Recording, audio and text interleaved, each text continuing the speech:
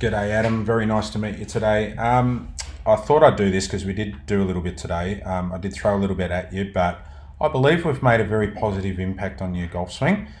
Great start. I'd rather sort of give you a number of things, plant the seed, get it to start working, see how much you retain, all that sort of stuff. Because next time you come in, even if you're not doing something, just switching it back on is going to be pretty easy.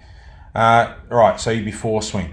So as you swing back, you actually slide off the golf ball a fair way, and a lot of that's caused by your flat shoulder turn. So as you get up near the top here, you've got your shoulder turn here set at, I don't know, roughly 16 degrees, doesn't matter. But your hands and arms are set pretty much well across your chest.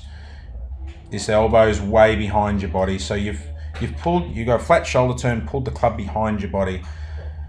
Most golfers, amateur golfers, when they do that, so let's put the line in here, what happens is they've got the club behind their body. As soon as they start rotating, the club and the hands will go more that way. So they come over the top. And you made the comment that that's what it did. Let's go to here. Let's get rid of those lines, a bit premature. So there's your swing plane line. Hinge will probably come out this way a little bit because they're behind your body, flat shoulder turn. So there's the move outside. And like I said, there are two types of golfers when they do this. Some golfers will actually steepen that shaft and get the shaft to come down too steep this way with their hands out, and then the toe of the club digs in and they kind of hit it straight, but they'll miss-hit it a hell of a lot. Or other golfers like yourself who just continue along that path and get the club way outside the golf ball over here. So now you've got to attack the club across and make a big side swipe at the ball with an open face. Thus the reason for, one, your miss-hits, but two, you're making a glancing blow. So the ball's coming out very, very slow. You're going to hit it very high. You're going to slice the golf ball, especially as you get into the longer clubs. That's only going to get worse, not better. So what we need to do is a couple of things. We got you to start swinging around and from inside a little bit more. So the analogy I used was a bit like a, top spinning shot in tennis, but out to right field. So attacking the ball from in to out and rolling the hands over. So a bit like a top spinner in tennis down the right side of the court. Instead of this swing, which was more of a slice swing over to the left side of the court. And that's why you don't transfer your weight over and keep your weight back. Just because you're swinging hard across it, you've got to keep the left side out of the way, so you stay back and Anyway, what we spoke about, a couple of things.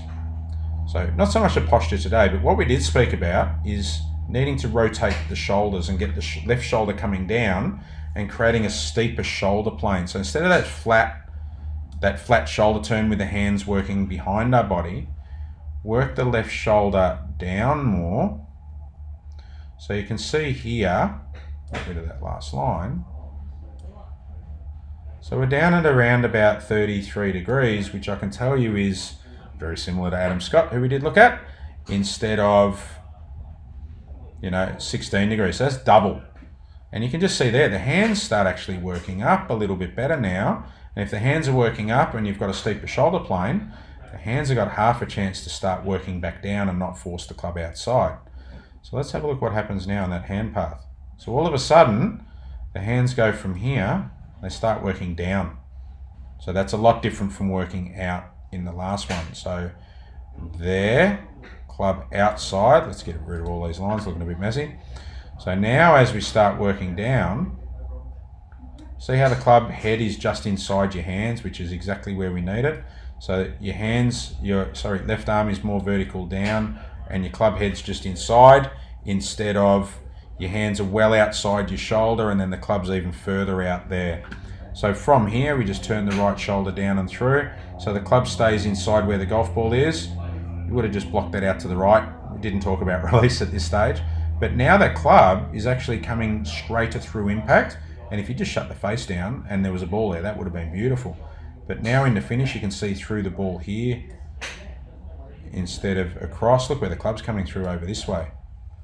That's just a result of the downswing. So now as you come through, look at the club coming up through your shoulder and rolling over instead of coming across the ball over and keeping that face way open.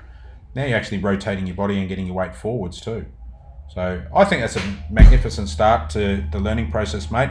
As I said in the lesson, you're probably trying to do a pretty difficult juggling act here, but all the elements are there. We just got to get coordinated with it, keep thinking about it, rehearse it at home, just get those movement patterns in. And I'd suggest a follow-up in a week or so, just to make sure we're working towards the right thing. And then, I think you're well on your way, but that's a massive improvement. Big change in the first lesson.